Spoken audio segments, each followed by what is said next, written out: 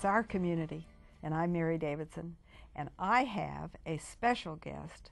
He's a visitor to our community, and I have a very warm welcome for Mark Samels. Oh, thank you. The likelihood of your ever seeing him in person is about slim to none. Mm-hmm. But you have seen much of what he is responsible for creating. And he is the executive producer of The American Experience on public television. And I think that The American Experience is an extraordinary effort. Let me just tell you what the New York Times thinks of him. They described The American Experience as peerless. The Chicago Tribune said the most consistently enriching program on television, and the Houston Chronicle referred to The American Experience as a beacon of intelligence and purpose. The winner of 24 Emmys, 4 DuPont Columbia Awards, and 14 George Foster Peabody Awards. That's a heavy responsibility. Mm-hmm. It is. But before you came to The American Experience, you had another life, and you also did documentary films. Some of the subjects that you were interested in were children in need of help, hearing impaired, children with vision problems, children with difficulties, and environment. You were interested in the environment. You were interested in people of different sorts. How did you get there? I mean, you started when you were in college. I did, and actually the film that I made about hearing impaired children came about when I was a junior in a film class one day. My professor walked into class and said, I just got a call from a parent group of parents of hearing impaired kids, and they have a little bit of money, and they feel that their story is not really well known. Does anybody here want to make a film with them? And a buddy and I raised our hands and said sure, and I didn't really realize what I was getting myself into.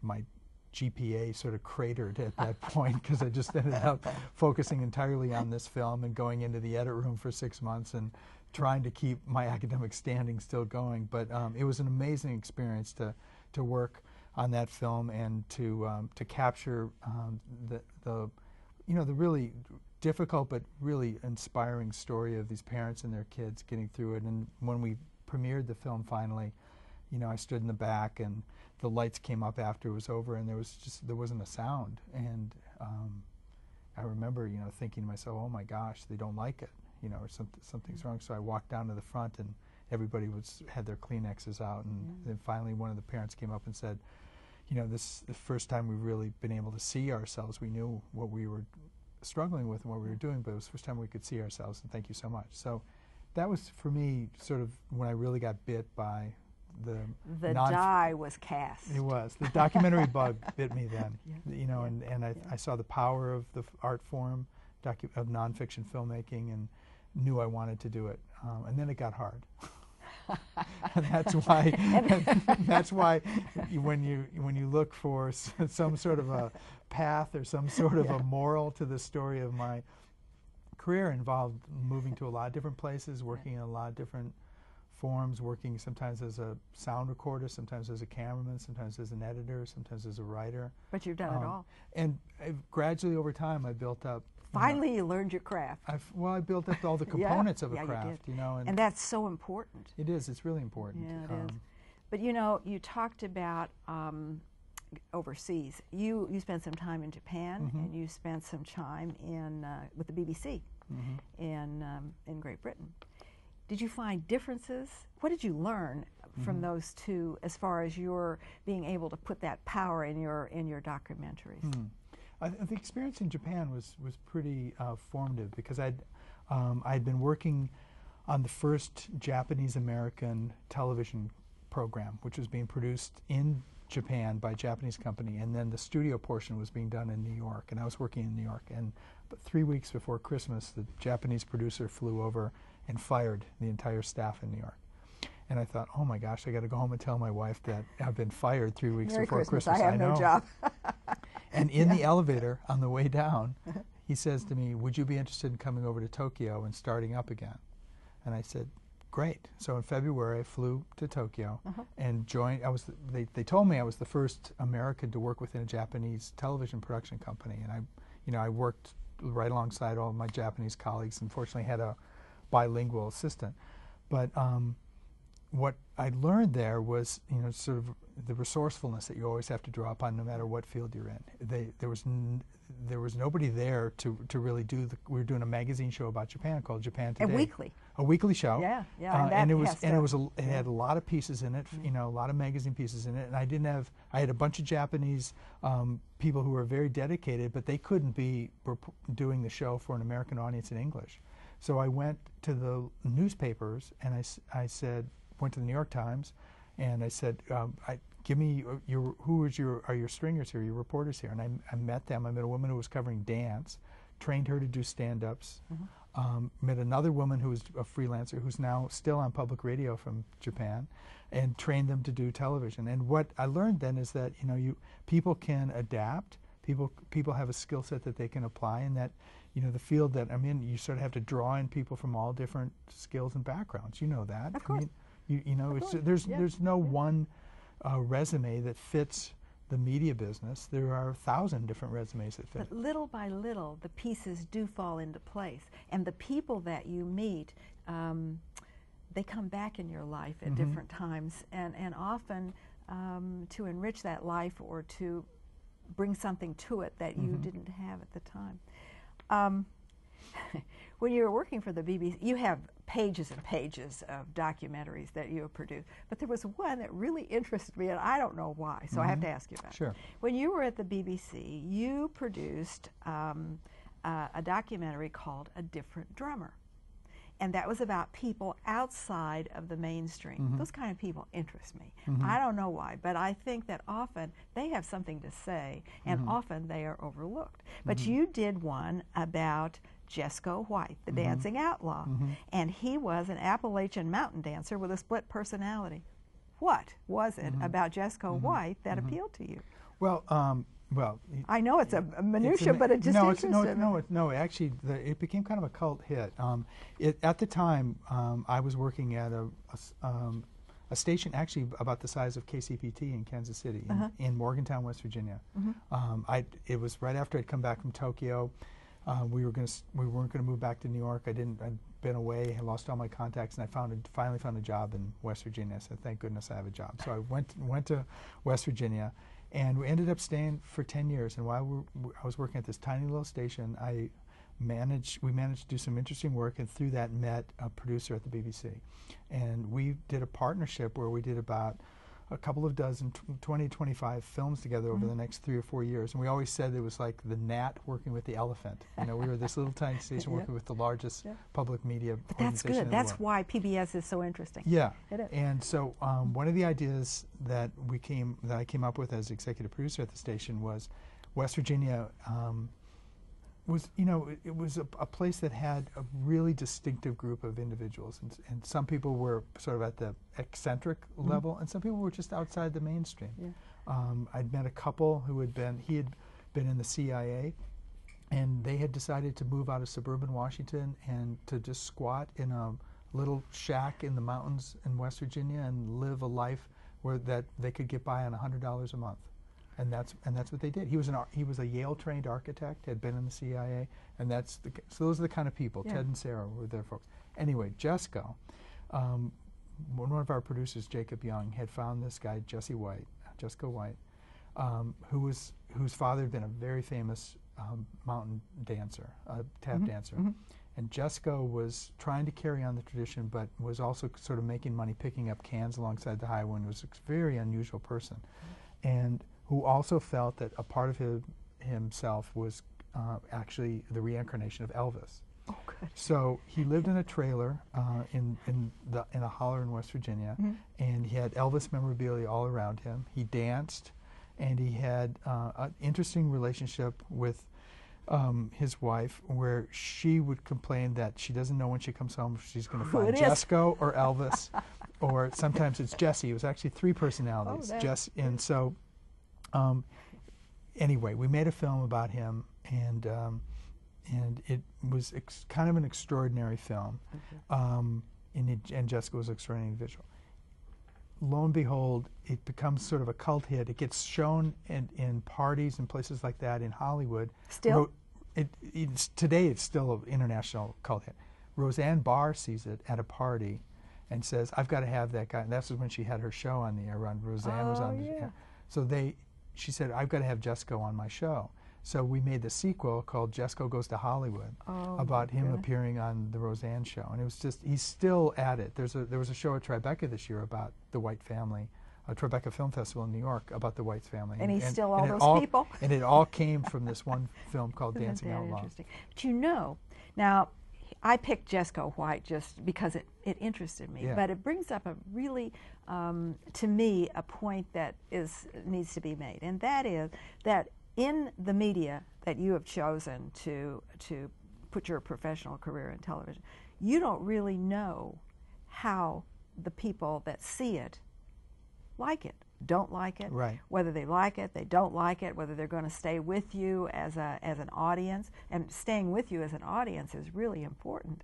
You get numbers, so many people watched, but that's only once. Right.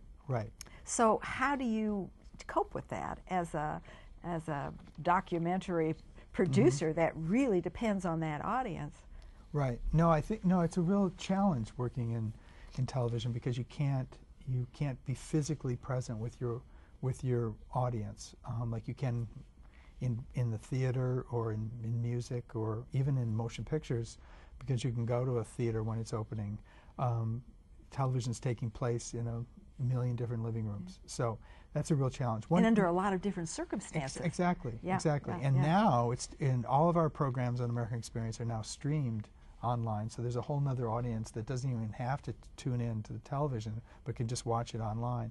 And our programs are downloadable through iTunes, and we have, and our DVD sales are pretty high. So people are consuming our content in a variety of different forms, but you hardly ever get a chance to be to talk to them. So what we've done in the last 5 or 6 years is we've tried to develop a certain number of films that we can take to film festivals and other public screenings where we can actually be in the presence of an audience. And that is an incredible experience. It's kind of nice to talk to them and let them talk to you. Absolutely. So for instance, this year we had a filming competition at the Sundance Film Festival in Utah, and it's Freedom Riders, a film that's coming up next year for us. And I'll never forget, we're sitting there at the premiere, and when the film ended, there was a standing ovation.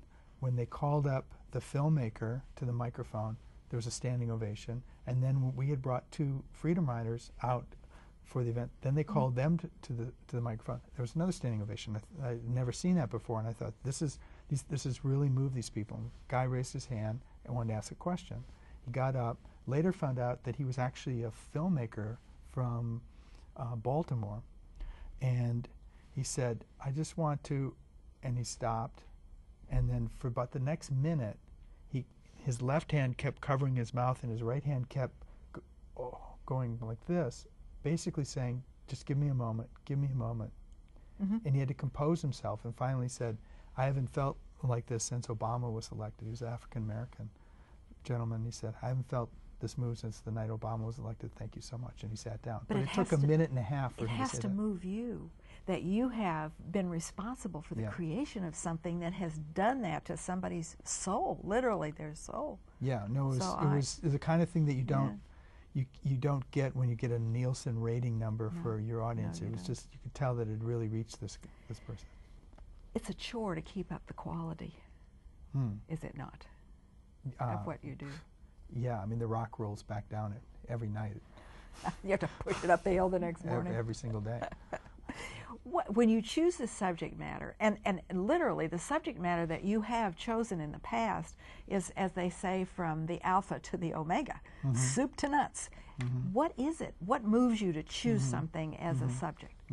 Well, we've from our inception, which predates my involvement with the series, we've been an anthology series, and we sort of celebrated the anthology nature of it. We want to do films that are different from one from another and cover different subjects. So we want to do biographies, and we want to do events films. We do stories from the early century of America's founding, and we want to do stories from the 1960s and 70s and 80s.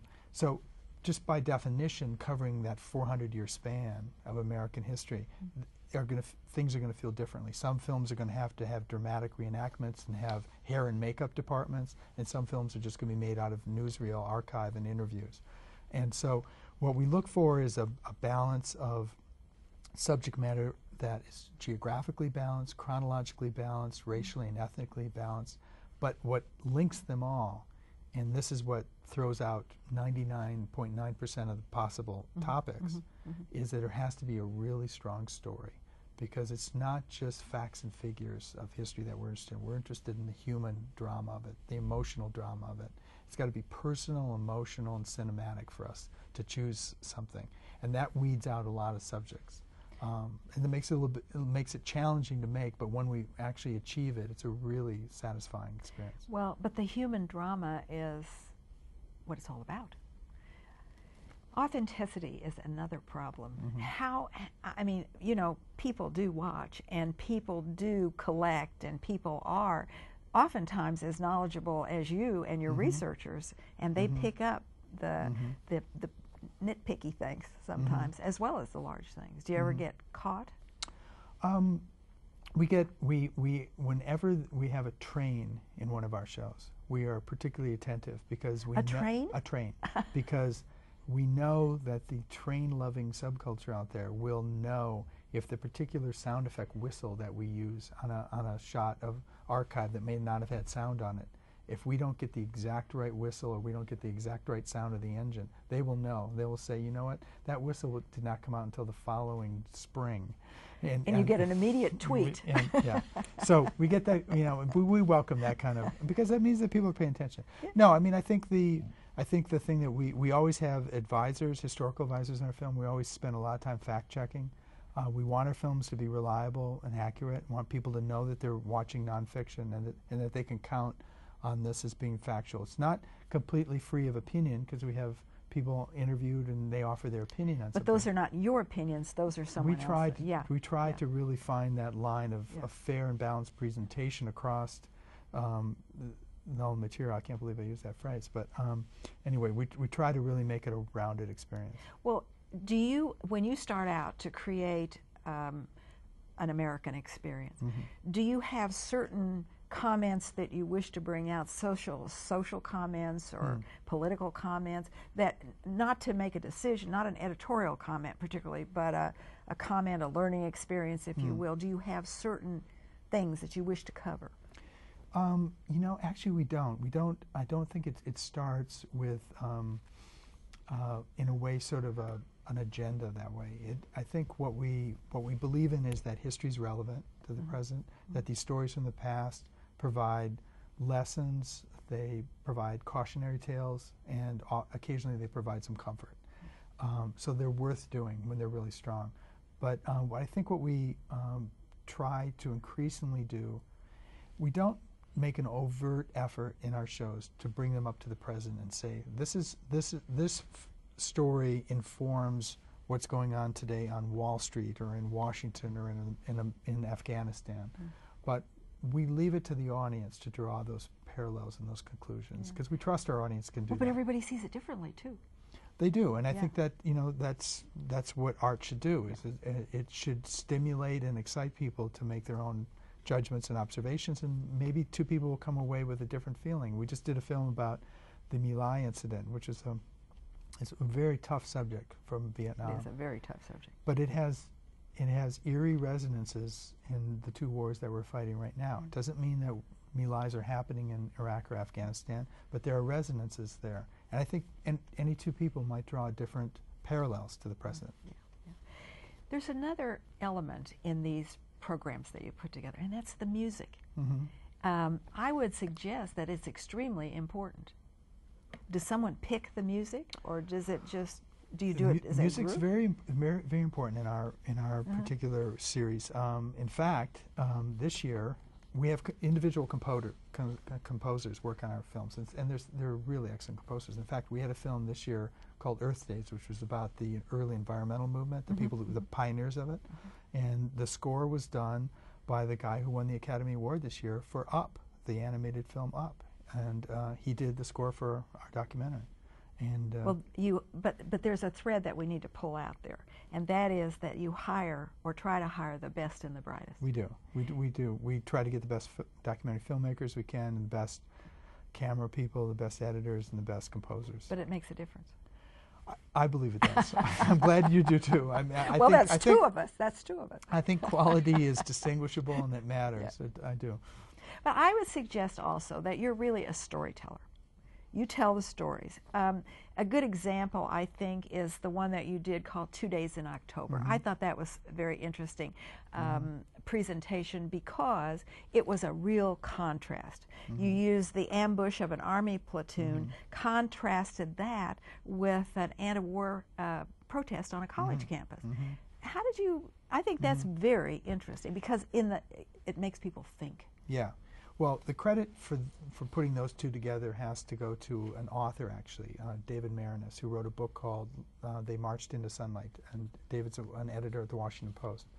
And I read his book, and I thought, what a fascinating juxtaposition of this one weekend in October of 1967 when this American battalion goes in and gets caught in an ambush in Vietnam. And the first anti-war protest occurs on a U.S. campus that turns violent at the University of Wisconsin. And it was so much about the fact that you roll back a few years earlier and you had this whole generation that could have either gone into that platoon and become part of that ambush, or if by different fortunes was there at school and protesting that war. And male or female, you could have been pulled into a vortex into either place. So he had created that juxtaposition, but it was an enormous problem to convert into film, because in his book, which was very long and detailed, you could get the rich detail from both sides. Film is less kind to detail, and there's an emotional quality in film. And the problem that we had all throughout the film, we had a very good filmmaker working on it, was that the emotional weight in Vietnam was so much greater than the emotional weight of the protesters, even though what they were doing, was very risky, and they were getting gassed, and they were very passionate. So it was calibrating that so that you felt that there were two stories that were going that were sort of equal weight. Yeah. Well, trauma and drama are very difficult, I think, to show on film, because the word is a very powerful also as well. Items of moral and ethical nature change with the times. The importance of them does. Do you find that that's true in the American experiences that you produce, or do you find that they don't change? I don't know. Well, I think that one of the continuities of history is human nature. I think that's relatively unchanged over millennia. There are different issues that bubble to the surface. For instance, we're going to be presenting a film next year called Stonewall Uprising, which was about the sort of catalytic event that launched the gay rights movement in 1969 in New York City, in Greenwich Village, the Stonewall riots. And part of the film is a look at the state of play for gays and lesbians in America from World War II up until the 1960s. And when you look at it, even though some things are not changed, a tremendous amount has changed. And you look at what led to this event and the riots, and it feels both different and kind of eerily familiar today. And I think all of the issues that are swirling around gay rights in America right today were at play then. So there's similarities, but we've also progressed and changed quite a bit as a country. So I think you always find this admixture of continuity and some sort of a development. I mean, we're no longer fighting over women having the vote. So when you do a story about suffragettes, you kind of look back and go, what were they thinking? That's right. But don't you think too that that's really what you do, is cause people to think, because around every issue that you have chosen to present, there are lots of things swirling around. And I think that if it's presented in the manner that you do present it, those issues they burble up and give people an opportunity to maybe rethink, maybe validate their position, whatever it may be. At least they think about all those, because there are always many issues around any one issue. That's exactly right. And I think what I think drives us oftentimes is looking at that gap between the ideals of America, which are probably the loftiest ideals of any nation in history, and the realities. And sometimes that gap has been closed in certain areas and we move on. Sometimes that gap is frustratingly and painfully still open. And it's in that gap that we operate a lot, because I think that's the work as a nation that we need to do. That we need to keep advancing. We abolished slavery 150 years ago. But we still have a problem with race in America. The status of women has changed dramatically in the last 75 to 100 years. There's still work to do on that. So there's still this unresolved nature of the American experiment that we want to explore. And I think if there's any subtext to our stories, is that we're still a work in progress as a nation, and that we have to be paying attention to what we've both achieved and what we have yet to achieve. Well, I think there's no question that that is correct, but I need to ask you, does the very last word have to be written on a subject before it becomes an American experience? There's never a last word written on history, ever, and it's a difficult judgment call, particularly when we're working, say, in the last 20 to 30 years on subjects. We do a fair number of presidential biographies, and we did a biography of Ronald Reagan that was on the air about 13 years after he left office, and enough dust had fallen on the Reagan legacy for there to be an assessment. I think if we were to do a film on Ronald Reagan in another 13 years or another 15 years from now, it would be somewhat different. So there are some subjects that like that, but there are some subjects that when something is upended, offers an opportunity. For instance, we did a film that's very relevant to this area. We did a film about Jesse James. Only after this exciting new book had come out by T.J. Stiles about Jesse James that completely upended the myth that had been swirling about him, really delved into what the actual life was like, and that was an enormous opportunity. So you thought, uh-oh, one just popped up. Well, it's a good opportunity to move beyond myth. Yeah, well, it is. It is, and I think that you have done that in a couple of places. You have brought up another kind of sticky wicket, and that's religion. And you did a wonderful American experience on the Mormons. Why did you pick Mormonism? You could have picked anything. That was a project came about as a co-production with a series that's produced down the hall at WGBH called Frontline, which is the current affairs series on public television. And we had sort of jointly had a sort of a national convocation of scholars about religion, because we felt that religion was actually an area that television was not covering very well. No, they don't. And the results of that were, first of all, we did a film about a televangelist, the first real televangelist who was actually on the radio, and I shouldn't say televangelist, but Amy Semple McPherson from Los Angeles. And then out of that, we decided to work with Frontline on the Mormon series. And I think the Mormon experience was fascinating because the Mormons kind of represent, in some ways, a sort of very large denomination, but that people have had, the people who are non-Mormon have contact with and know, but really don't know, and there's all kinds of things swirling about them. Polygamy being at the top of the list. Well, and often what we don't know, don't understand, we fear. Exactly. And I think that perhaps that too is a good example of how religion has shaped and does shape American history. Exactly. And right now we're working on two projects. One's going to be on this fall called God in America, again with Frontline. It's going to be a 6-hour series about the role of religion in American history from the very beginning to right now. That's the big Megillah, really, about religion. And we're also developing a program that's very much in the footsteps of Mormons. We're going to be doing a film about the Amish, which I think could also be a very interesting story. Real quickly, what's the next project after God in America? After God in America, we're going to be doing a big series about slavery and the Civil War for the 150th anniversary of the Emancipation Proclamation in 2013. That's wonderful. In 1790, Edmund Burke said something that I think is very relevant today. He said, "A state without a means of change is without the means of its conservation." And I think that's in great measure what you point up, there is a change, and it is ongoing, and we need to look at it, because the bottom line is to conserve what we have here.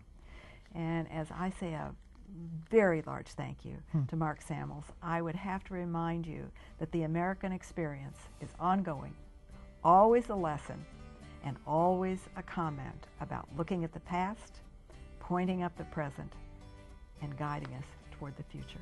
It is our American experience, and thank you for bringing it to us, and thank you so much for being our guest. It's our community, and I'll see you again soon with our next guest. Thank you for being with us, and thank you, Mark. Thank you, Mary.